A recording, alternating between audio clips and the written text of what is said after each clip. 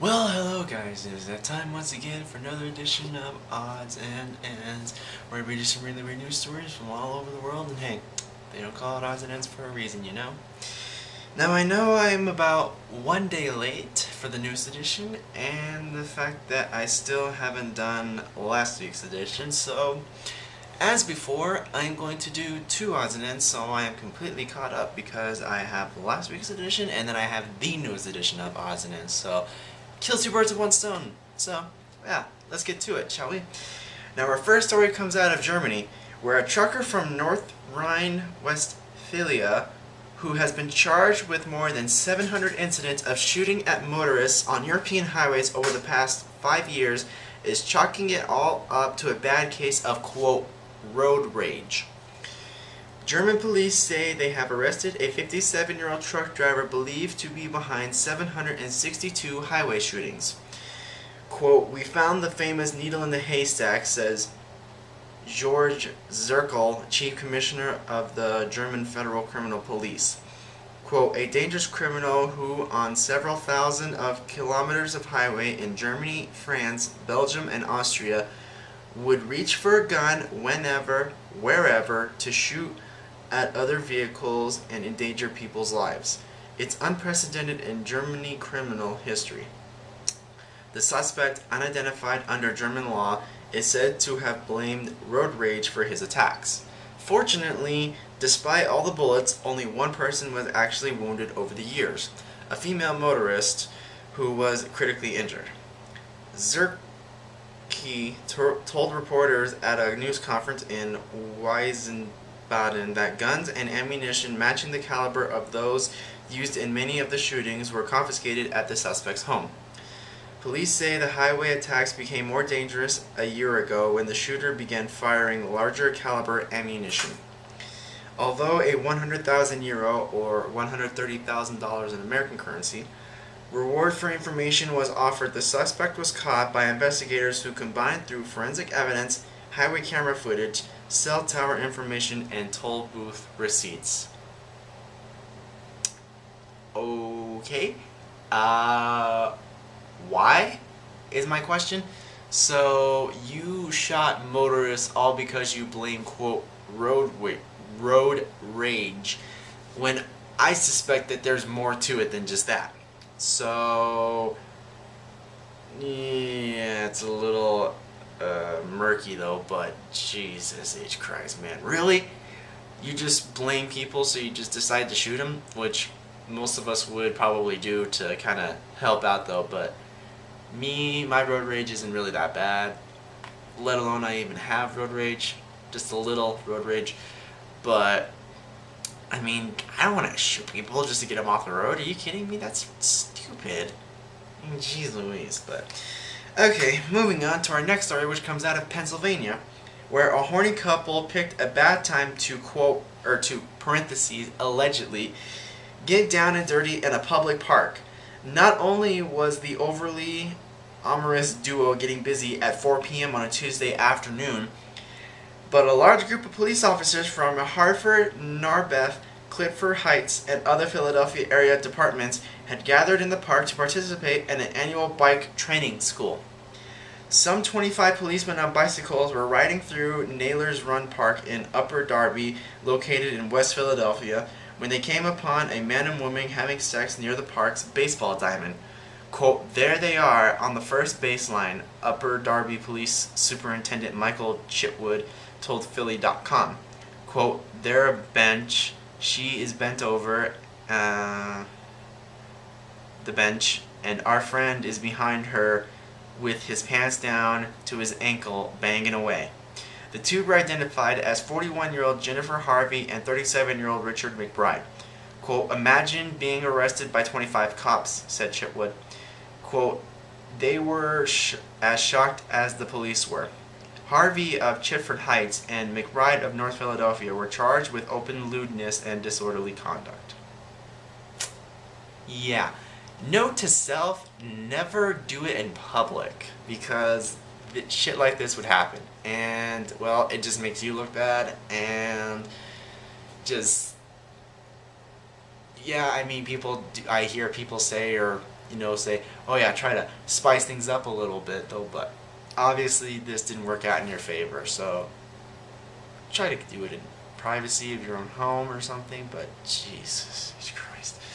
Moving on to our next story, which comes out of California, where a wanted man eluded police in San Diego by jumping into the ocean and going for an all-night swim. The incident began around 10 p.m. on Sunday, June 23rd, when a Coronado police officer tried to approach 46-year-old John Michael White regarding a drug felony warrant. White fled from law enforcement, stripped off his clothes on the beach near the Hotel de Coronado, and began his marathon dip. The suspect spent 7 hours in the water and ended up nearly 2.5 miles away from Silver Strand Beach. Throughout the night, police, canine units, divers, and a helicopter patrol tried to coax the man out of the water. Quote, he was actually in and out of the water trying to play a cat and mouse game with officers on shore. Chief John Baldock of the San Diego Harbor Police told Fox 5 News. Eventually, around 5:30 a.m., the exhausted and puny suspect gave up and was booked into jail. Police believe he may have been under the influence. Well, no, duh, because no normal person could spend 7 hours in the water and swim 2.5 miles away from a freaking different beach. Yeah. Obviously, this dude is going to be under the influence. And we are moving on to our final story, which comes out of Texas, where a summary judgment for nearly $7 million has been levied against a self-described psychic for telling police that a southeast Texas couple had mass graves on their land. The Houston Chronicle reports that a judge ruled against Presley, quote, Rhonda Gridley, after she failed to show up in court to respond to a defamation lawsuit filed by Joe Bankston and Gina Carlton of Liberty County. The judge ruled that Gridley gave false information to the Liberty County Sheriff's Department and stirred up a media frenzy in 2011 when she called in a, quote, psychic trip, claiming dozens of dismembered bodies were buried at a rural farmhouse outside Houston. Nothing was found in the extensive search. The lawyer in Bankston and Charleston, said it remained to be seen whether his clients could actually recover the $6.8 million judgment from Gridley. Yeah, so just if you're not a psychic, don't pretend to be a psychic, because otherwise this is gonna happen. You're gonna go to court and you're gonna get a lawsuit for X amount of dollars. In this case, it was $7 million, and then there's a chance that the couple will actually get that money, and then guess who's screwed? You. So yeah, just a little friendly reminder. And we are moving on to the newest edition of Odds and Ends, and our first story comes out of Russia, where 2 drunk teenagers allegedly cut off a homeless man's head and played soccer with it, quote, because they didn't like the look of him. Police in eastern Moscow believe the teens used an axe, a saw, and knives to remove the man's head. After kicking it around, they tossed it into a garbage dumpster. His body was left on the street. Police reportedly caught up to the suspects after following a trail of blood from the body to the apartment. Police located the weapons believed to be used in the crime. According to IRA Novosti News Service, the apartment was, quote, covered in blood. Identification of the victim was reportedly been hampered because a garbage truck hauled off the trash bin the head was tossed into. If convicted of murder, the 2 teens each face 15 years of prison. I have one question. What the fuck were you thinking? I mean, you cut off this guy's head only because, quote, they didn't like the look of him? I mean, really? That has got to be by far the stupidest excuse I have ever heard. And I hope to Christ that they do actually get convicted and do get sentenced to 15 years in prison, so that they know if they ever do something like this again, just because they didn't like the way people look, well, guess what? The world is fucking full of people that you're not going to like just because of the way they look. Does that mean you're going to cut off their heads too? Well, you can't, because that's murder and you could eventually end up dead too. So, yeah, way to go, dumbasses. And moving on to our next story, which comes out of England, where a cash-strapped soccer club came up with what it thought was a brilliant solution to its money woes, offering a position on the team to anyone with enough money on hand. The Macclesfield Town Football Club said that for £20,000 or $29,764 in American currency, quote, fit males between the ages of 18 and 35 could play 10 minutes of a league or cup game.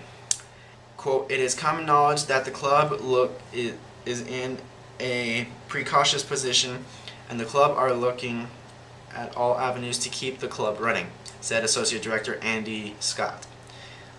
Macclesfield Town ended last season £500,000 in debt.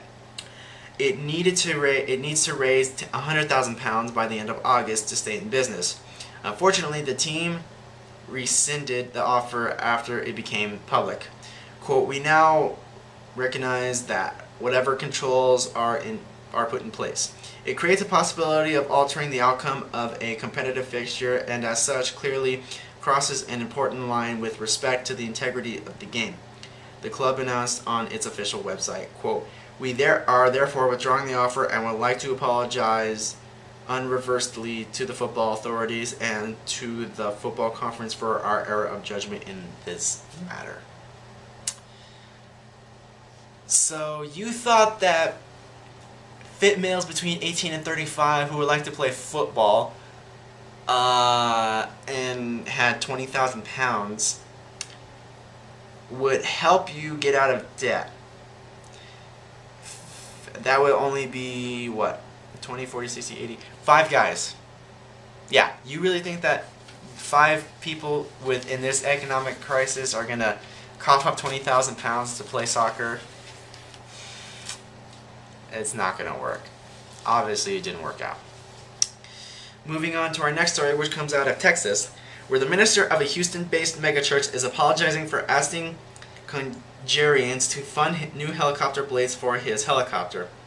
Bishop Ivy Hilliard of the New Light Church World Outreach and Worship Centers Incorporated sent a letter to his, quote, friends in Jesus, asking, quote, does your car need repair or total replacement?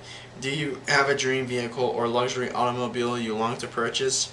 If church members would just send $52, Hilliard guaranteed a special transportation-based, quote, breakthrough favor direct from God within 52 days or 52 weeks. Hilliard noted that the church's, quote, aviation department advised him that upgrading the helicopter's blades, quote, will save the ministry well over $50,000 if we move on it right away. The request created quite a controversy when it hit the internet. However, with many calling Hilliard a Claritin and a gold digger. The New Light Christian Center eventually issued an apology saying, quote, we sincerely regret if anyone was offended by this appeal and that it was not our intent. The ministry said Hilliard's letter was only directed at, quote, friends who are familiar with the biblical principles upon which we base our faith, particularly the part of the Bible in which Jesus preached about wanting a new helicopter. Yeah, dude, it wasn't really going to work out if you're asking people for money. God, people really need to learn that asking others for money for a stupid cause isn't really going to get you much, and you're going to get caught, and people are stupid to actually believe this stuff, number one. Just, Jesus. But moving on to our next story, which comes out of Virginia, where police in Fairfax County say that 2 men may have made off with approximately 400 koi fish from a Herndon area business park pond. Employees told police that 2 men showed up claiming to be, quote, pond maintenance workers, checked on the health of the fish in the pond. The men said some of the fish were unhealthy and needed to be removed. According to the police, the same 2 men showed up 4 times last month, June 8th, 9th, 15th, and 16th, to scoop fish out using nets. The fish were placed into large coolers and driven away. Employees described the fish nappers as white men in their 50s who wore sunglasses. Koi, also known as Japanese carp, can be sold on the black market for as much as $130 a piece. So, do you think that stealing 400 koi fish and selling them on the black market for 130 a piece, that's about quick 50 G's right there. It's actually 52,000 to be exact though, but you think that that's really going to really do you any good? Obviously, it's not. It's not going to do you any good. You think you're going to get away with it, but trust me, you are not even going to get even close to getting away with it. They're going to find you and you're going to go to jail. I just hope to Christ that these fish are still alive by the time they still find them and they're still in good health. And moving on to our final story, which comes out of Florida. There's always some crazy stories out of Florida, but here's one for you guys. A 62-year-old woman was arrested for kissing a police officer on the nose, quote unquote, against his will. Brandington resident Peggy Hill, I'm sorry, it's just a TV show reference character, if you know what I'm talking about. Peggy Hill was charged with battery for smooching a Manatee County Sheriff's Office sergeant on the schnoz. According to the arresting officer's report, Hill was talking to Sergeant Randy Lim about a disturbance between Hill and one of her neighbors when the woman suddenly, quote, approached him and kissed him on the nose against his will.